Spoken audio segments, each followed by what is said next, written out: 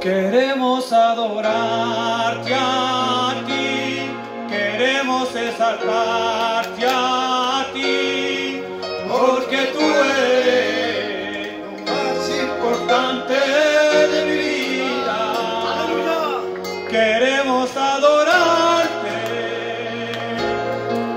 darte la gloria y la honra, Señor, es impresionante. Porque no hay nada mejor que poder alabarte. Te quiero adorar. Santo, oh, tú eres santo. Oh, tú eres santo y digno de adorar. Esprit de Dieu, ensemble de l'Église, parmi nous, glorifie Jésus au milieu de nous. J'entends tes pas, ô roi des rois, j'entends tes pas, oui tu es là. Saint-Esprit descend, l'Église, sur nous. Saint-Esprit agit dans nos vies. Le roi, nous sommes venus pour adorer le roi. Nous sommes venus pour adorer le roi. Alléluia. Nous sommes venus pour adorer le roi. Le roi, nous sommes venus pour adorer le roi. Nous sommes venus pour adorer le roi. Nous sommes venus pour adorer le roi. Yo quiero adorarte. Yo quiero adorarte. Yo quiero adorarte por todo lo que has hecho en mí. Yo quiero adorarte, yo quiero adorarte, yo quiero adorarte.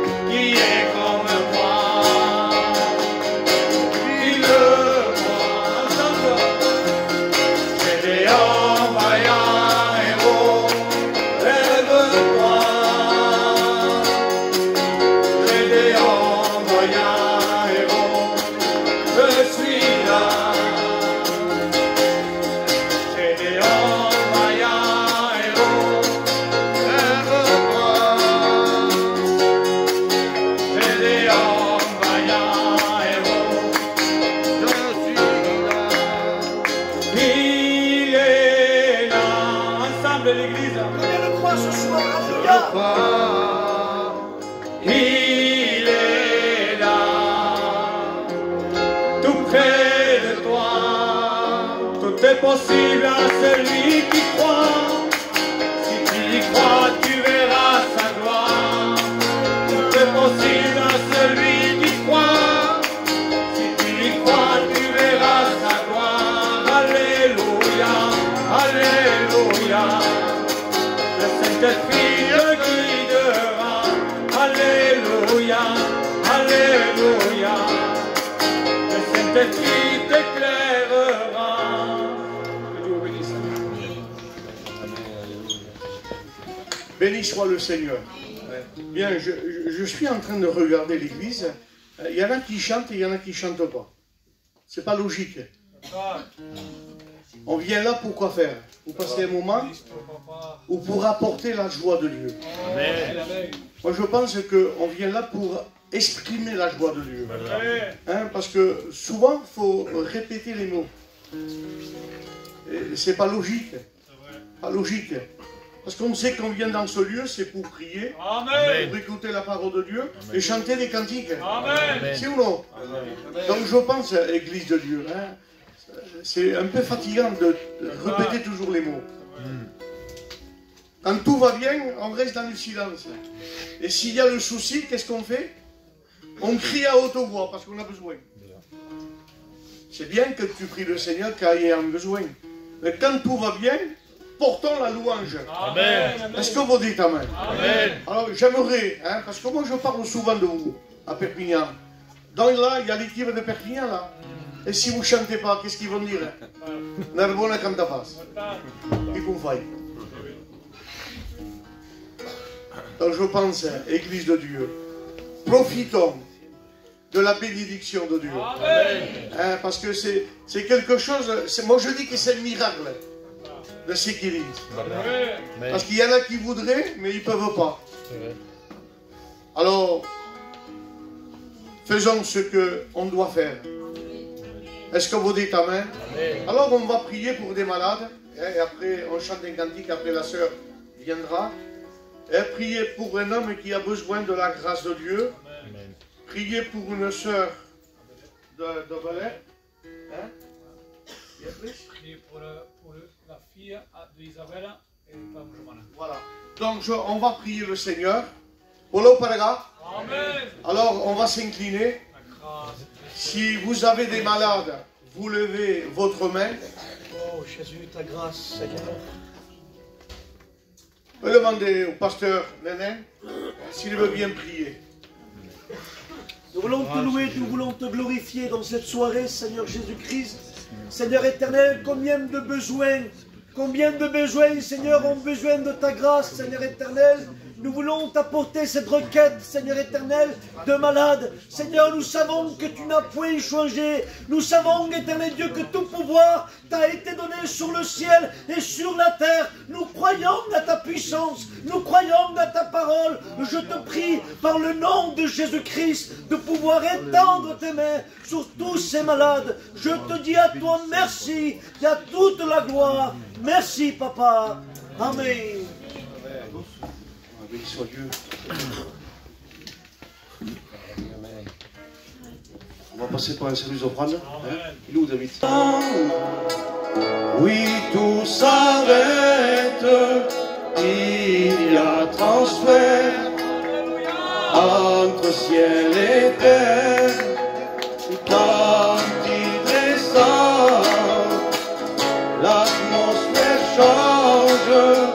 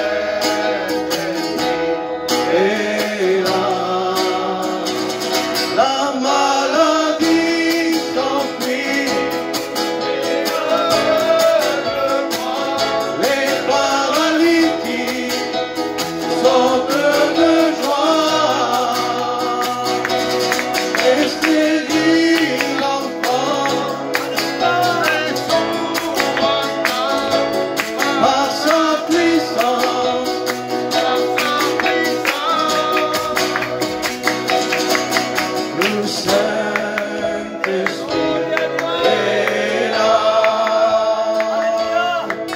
Le Saint-Esprit est là. Je voudrais que le peuple se lève ce soir, s'il vous plaît.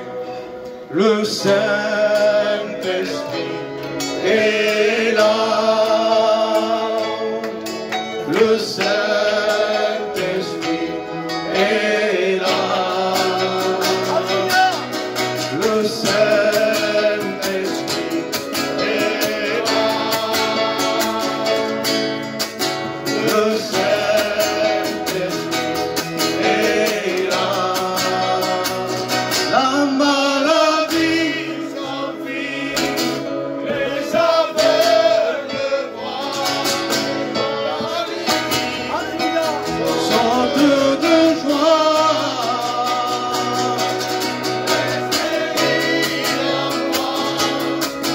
Les sourds entendent par sa puissance. Le Saint-Esprit est là. Alléluia. Le Saint-Esprit est là.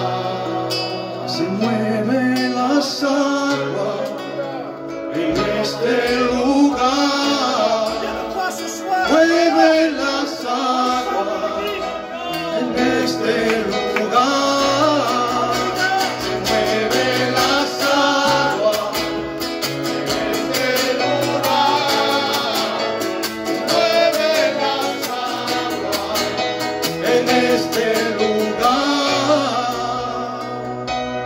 Ensemble, se mueve la sagua en este lugar.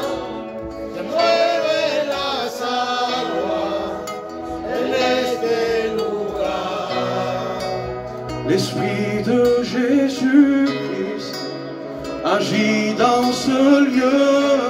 Alléluia. L'Esprit de Jésus-Christ agit dans ce lieu. L'Esprit de Jésus-Christ agit dans ce lieu. L'Esprit de Jésus-Christ agit dans ce lieu. Amen. Vous pouvez vous asseoir. David, tu pries pour les offrandes? Je voudrais déjà remercier l'Église pour l'accueil, parce que vous ne l'avez pas mis dehors. Et parler de lui en quelques mots. Je ne voudrais pas dire des choses qui ne sont pas vraies. J'ai grandi dans une famille catholique. Mon grand-père m'a élevé dans la religion catholique. Donc, dès mon jeune âge, quand j'avais des angoisses, je me mettais au pied de mon lit et je faisais ce qu'on m'avait appris. Je récitais Notre Père qui est aux cieux. Et plus je le récitais, plus les angoisses augmentaient. Alors je récitais, je vous salue Marie, tout ça pour vous dire que j'ai grandi dans une fausse connaissance de Dieu. Je croyais le connaître. Et l'image que moi j'avais de Dieu, c'était les gentils et les pauvres iront au paradis, et les méchants, les tueurs, et ceux qui font le mal iront en enfer. Et en 2015, mon père est tombé malade. Et ça a été là qu'on a rencontré l'Évangile. Les réunions ont commencé à se faire chez ma mère. Amen. Et j'étais rebelle. Je me souviens que je persécutais beaucoup Ali à l'époque. Parce que pour moi, c'était manquer de respect à mon grand-père qui est parti auprès du Seigneur. Je disais à ma mère, je dis, le papa, il nous a élevés dans la religion catholique. Je dis, et toi, du jour au lendemain, tu changes de religion comme ça. Je dis, il nous l'avait dit. Que les alléluia, c'était du démon, qu'il ne fallait pas y aller. Je dis, toi, aujourd'hui, c'est le choix que tu fais. Mon cœur était fermé à Dieu. Et au fil du temps, c'était, on va dire que l'évangile était devenu un peu à la mode. Alors, je commençais à aller aux réunions, mais il ne se passait jamais rien en moi. J'ai resté plus de 1 an en train d'être fidèle aux réunions. Je manquais aucune réunion. Et je sortais de la manière que j'étais rentrée. Il ne se passait jamais rien. Et je me disais, l'évangile, ce n'est pas pour moi. Avec le respect que je vous dois, c'est pour celles qui ne peuvent pas avoir d'enfants, pour ceux qui sont malades. Je ne voyais pas le besoin que j'avais de Jésus. Parce que j'avais un foyer, un mari, des enfants. Financièrement, je manquais de rien. Alors, pour moi, l'évangile, c'était pas pour moi. Mais malgré ça, il y avait tout le temps quelque chose qui me poussait à la réunion. Alors, j'ai été aux réunions. Et je ne saurais pas vous expliquer comment. Parce qu'on ne peut pas mettre des mots quand le Seigneur y rentre dans un cœur. Et un jour, j'étais à la réunion. Et ce jour-là, je n'ai pas écouté l'évangile ni la parole avec mes oreilles. La parole, elle n'a pas fait que rentrer et sortir. Mais elle est rentrée dans mon oreille, elle est descendue dans mon cœur. Et dans cette réunion, c'est comme si une lumière intérieure s'est allumée en moi.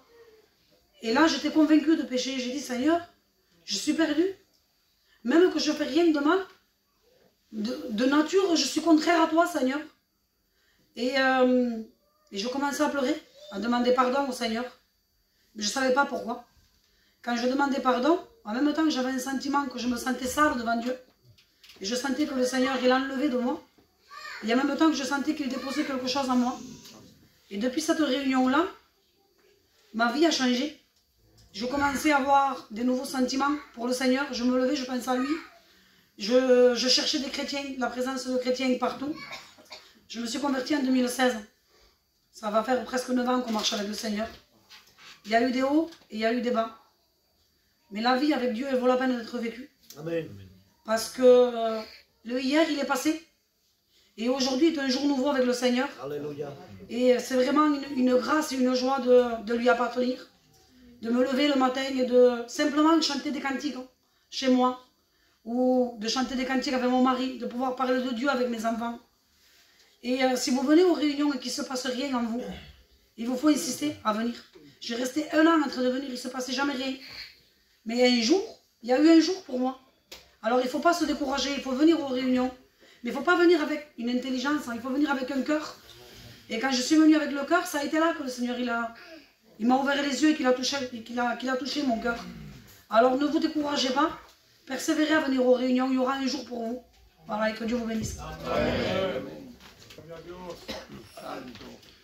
J'aimerais toucher un point vite fait, hein, Samuel, par rapport à ce que la sœur a dit sur Marie. Elle priait Marie. L'Église de Jésus-Christ ne prie pas Marie. Marie est une femme respectueuse, on la respecte. Elle a été choisie par Dieu pour porter Jésus. Mais elle a eu besoin de rencontrer, d'accepter son Fils comme son propre sauveur. Elle a reçu le baptême du Saint-Esprit dans la chambre haute. Marie est partie dans la gloire, elle attend la résurrection. Mais en aucun cas, il n'y a qu'un seul médiateur, la Bible dira, entre Dieu et les hommes, Jésus-Christ. Un seul Seigneur, un seul qu'on peut prier. Amen. Je vais appeler tous les jeunes qui viennent. On va chanter un cantique ensemble.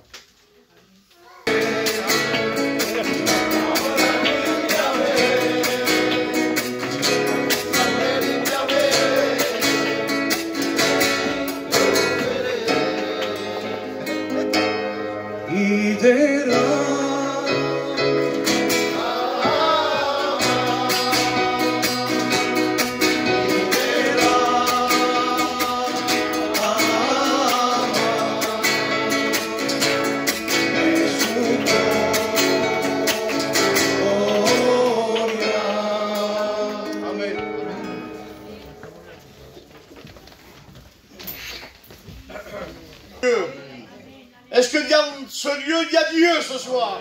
J'entends pas beaucoup d'amen ce soir. Jésus est là ce soir. Amen. Et il va te parler. Il cesse de parler dans ton cœur. Mais tu es en train toujours de fermer la porte de ton cœur. Tu dis la prochaine réunion, on verra plus tard. Le plus tard maintenant, c'est un assez. C'est aujourd'hui de rencontrer le prince de la paix. Amen. Il est là. C'est gagné en passe. Amen. Sinon, je n'aurais pas fait 130 km. Je restais chez moi. Il est là. Hein, donc, je vais appeler la sœur au fond. Hein, que Dieu la bénisse. Amen. Parce que je ne sais pas tous les noms, moi, des sœurs. Hein. Je vais vous raconter ce que Dieu a fait dans mon foyer. Vous savez, moi, je ne me suis pas élevée dans un foyer chrétien. Mais le foyer de mes parents m'apportait tout ce que j'avais besoin. Mais ne m'apportait pas Jésus. Et je me suis mariée comme ça. Et mon mari, il n'était pas gentil avec moi. Il était très méchant. Et j'étais une fille qui avait très très peur de mon mari. Et un jour, il me dit, tu sais, j'ai rêvé de Jésus. On va aller dans une réunion. Mais moi, je ne me fiais pas, je me disais, qu'est-ce qui va se passer là-bas? Mais il s'est converti. Et on est rentré à la maison et tout. Et je le suivais après. Pendant quelques temps, je suis venue aux réunions aussi. Pendant plus de 6 ou 8 mois. Mais je ne me convertissais pas. Et je disais, Seigneur, pourquoi? Pourquoi moi, j'ai pas ce que mon mari a? Pourquoi mon mari a cette paix et moi, je ne l'ai pas? J'avais un gros ces angoisses. Et Dieu m'avait fait rappeler la première prière que je lui avais dit. Quand je lui avais dit, Seigneur, si tu existes réellement, prends mon mari. Moi, je ne veux pas de toi parce que moi, je ne te connais pas. Mais prends mon mari. Et il m'avait fait rappeler. Il m'avait dit, tu ne veux pas de moi. Tu m'as dit que tu ne voulais pas de moi, que je prenne ton mari. Et un jour, un pasteur est venu à la maison. Et il me dit, tu sais, tu as besoin de voir ton péché. Et le même jour, j'avais demandé à Dieu, Seigneur, moi aussi je te veux, je voudrais voir mon besoin. Alléluia. Et pendant quelques temps, je faisais que pleurer. Je disais, Seigneur, mais qu'est-ce que j'ai? Mon mari me disait, mais qu'est-ce que t'as? Tu fais que pleurer. Et je disais, mais je sais pas, je fais que pleurer. Et le pasteur était revenu à la maison. Il me dit, tu sais, remercie Dieu parce qu'il te montre ton péché. Il te montre à combien tu as besoin de Dieu. Et je remercie Dieu parce que, Seigneur, moi, il a changé totalement mon foyer. Je ne remercierai jamais assez Dieu. Parce que quand je regarde mon foyer, ce n'est plus le foyer que j'avais avant. C'est un foyer qui aime Dieu. Alléluia. Quand je me lève le matin, je remercie Dieu pour les enfants et mon mari. Alors si j'ai un truc à vous dire, n'attendez plus. C'est le seul chemin, la vérité. C'est le seul qui peut remplacer, Seigneur, au cœur méchant, Seigneur. Alors que Dieu vous bénisse. Amen. Je dirais un fort Amen. Amen. Quand il y a la personne de Jésus dans notre vie, tout change. J'ai pu parler avec des hommes riches.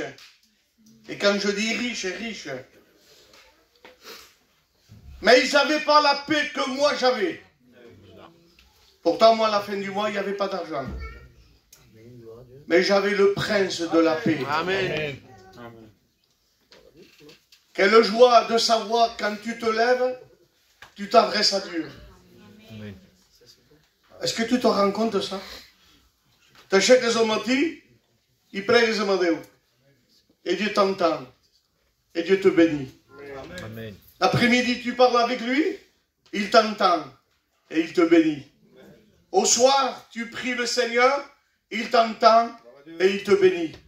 En temps gitan, tu peux me parler, mais à un moment donné, je vais défaillir. Je ne vais pas écouter. Je me dirai, il me dit toujours les mêmes choses. Alors j'en ai assez. Mais Dieu, non. Plus tu parles, plus tu demandes, il te donne. Amen. Est-ce que vous dites Amen? Amen. Ça vaut le coup, je vous le promets. Ça fait 40 ans que je suis là-dedans. Je ne suis jamais déçu. C'est moi que je déçus le Seigneur. Parce que moi, je suis maladroit, mais lui, c'est le prince de toutes choses. Amen. Est-ce que vous dites Amen? Amen. Alors, Galo va nous chanter un cantique. Oui, Galo. On va s'incliner avant de laisser toute la place à la parole de Dieu.